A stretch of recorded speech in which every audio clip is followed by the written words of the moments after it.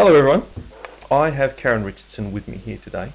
Karen is an independent equine nutrition consultant and she's also a PhD student at the University of Newcastle. And she's here with me today to talk about laminitis and provide some suggestions about how it may be prevented.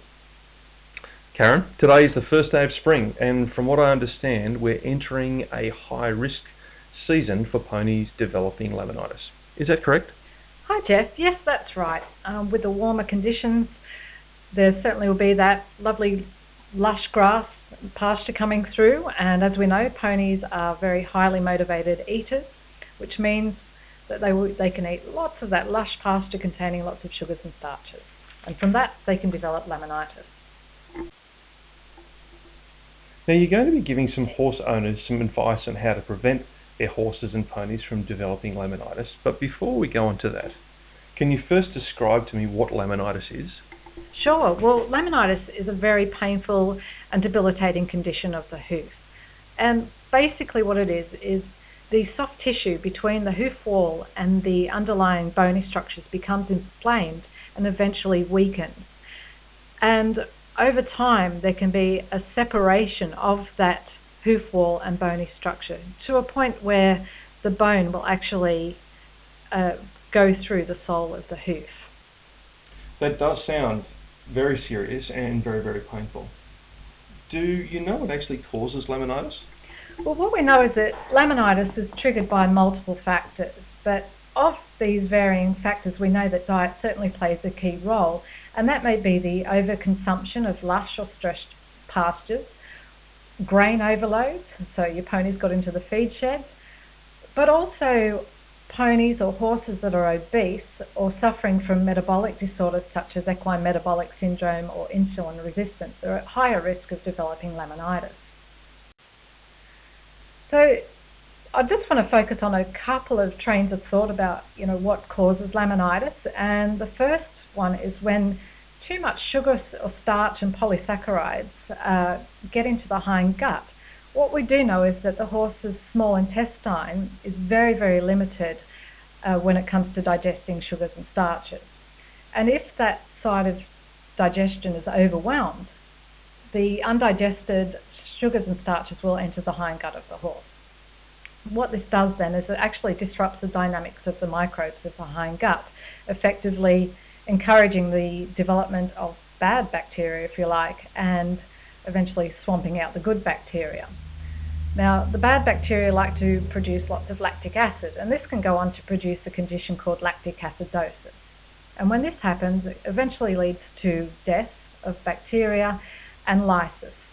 And when this happens, endotoxins are released and eventually absorbed by the walls of the hind gut and released into the bloodstream. And these endotoxins can then go on to cause laminitis and also colic and diarrhea. So that's one way of getting laminitis. Another researchers have found that high levels of insulin may also be implicated in causing laminitis. And if you remember, insulin is like the glucose police. It's there to maintain a good steady level of glucose in the blood. And what some research has found is that ponies are already somewhat insulin insensitive. And what that means is compared to something like a standard bred, if they were both fed an equivalent amount of glucose based on their weight, the ponies require much greater levels of insulin to deal with that glucose in the blood than a standard bred. What research has also shown is that when ponies were made to have high levels of insulin for prolonged periods of time, and in this study it was about 72 hours, well, these ponies then went on to develop laminitis. So basically what this means is that ponies consuming lush pastures or other feeds high in glucose and starch and sugars will have higher levels of insulin, and that this can then go on to cause laminitis. Okay, well it really does sound like reducing the amount of sugars and starch a pony eats is key to preventing laminitis. I see you have some goals for owners of ponies. That's right, Jeff. So really some goals are, firstly, to reduce that dietary intake of the non-structural carbohydrates. So as I said, that's all the sugars and starches and fructans in the horse or pony's diet. By doing this, we will avoid any overflow of undigested starch and sugars into the hindgut, and will also avoid prolonged periods of high insulin levels. Something else that horses and pony owners can do is to improve the insulin sensitivity via exercise, because we know for sure that exercise means that horses are more sensitive to their insulin. And certainly a goal for owners of obese horses or ponies would be to reduce the weight. We've talked a bit about what laminitis is, what factors might lead to its development, and some goals to prevent it. What practice might owners put in place to reduce the chance of it happening to their pony? Well, there are actually lots of practices that horse and pony owners can put in place. The first one would be, firstly, to restrict access, or in some high-risk cases, no access to inappropriate pastures. So these would include lush pastures or pasture that's been improved for livestock, such as dairy pastures. Also, to avoid grazing during these high-risk seasons, which is spring and early summer, and also autumn flush. As during these periods, the grass content can have starch and sugar of up to 30 to 40% of dry matter. Also stress pastures, so avoiding overgrazing or drought-stricken pastures, and this is when the growth may be slow or stunted, but the plant will continue to make and store starch and sugar. So just some tips as a general rule. Starch and sugars will be at the highest during the following conditions. As I mentioned, spring, early summer and autumn. During bright, cold weather, so less than 4 degrees Celsius. Cold nights followed by bright, sunny days. Also during the late morning to evening, when light intensity is high. In the evening, when the sugar and starch levels will remain high until the plant starts to utilize them for growth. During flowering and early seeding, especially if horses or ponies are quite partial to eating the seeds. And also during periods where there's been a period of drought followed by rain. So just a few more, as I said, restrict grazing to safe periods of the day. So really this means from about sun up to about 11 a.m. in the morning. Also restricting grazing to shaded areas during the daytime if it's not possible to remove the pony completely, so under trees or under shelters. As mentioned, avoiding pastures that are flowering or developing seed heads, and overgrazed pastures, as this encourages consumption of the stems, which is the storage site for fructans. Other practices might be to implement strip grazing or section the large paddock into smaller lots, just to reduce the quantity of pasture consumed by the pony, using grazing muzzles, slashing the pasture to removing the clippings. Another idea might be to cover a small paddock and a deep layer of wood shavings. Also, if necessary, use a dry lot and feed the pony with hay. Okay, Karen, they sound like some really great and sensible solutions to preventing laminitis for the general pony. What about ponies that are at a high risk of developing laminitis? Yeah, well, high-risk horses and ponies include those that have experienced laminitis in the past, or are obese, or perhaps suffer from a metabolic disorder. And for these horses or ponies, I would recommend minimal pasture turnout and to base the diet on a type of hay that has a low sugar and starch level, say below 10 to 12% of dry matter. And by doing this, you're actually reducing the glycemic response, so the amount of insulin produced and in response to glucose intake. And hays that tend to be naturally low in sugar and starches are lucerne hay, teff hay, Rhodes grass hay. But as the content of sugars and starches in hays can vary depending on environmental conditions, the time it was cut, the age of the plant when it was cut, really the best practice is to have the hay tested for starch and sugar content, or at least contact the producer to see if they have an analysis that you can refer to. should you not be able to get your hands on these low sugar and starch hays, or you just don't know what their content may be, the best practice is to soak the hay to reduce the starch and sugar content.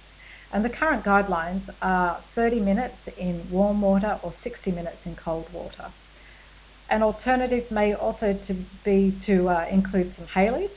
Haylage is fermented hay, and it contains a lower starch and sugar content because these are utilised during the fermentation process. Now, further, for ponies or horses at high risk, I'd recommend removing any feeds that contain grain or grain byproducts, or sweet feeds containing molasses, because these all have a very high starch content. And if you have a horse or a pony that is in work and needs a little bit more energy density, then consider replacing it with low starch or sugar feeds, such as high energy fibrous feeds, for example sugar beet pulp, and including some oil in the diet. What about supplements? Is there anything that you can suggest that you could feed to a pony to prevent laminitis? Well, certainly, first of all, making sure your horse or pony's diet is meeting its requirements for protein, so it's got good quality protein in the diet, and also the major and trace minerals are meeting requirements, and they are actually complementing the hay or pasture diet that your pony is on.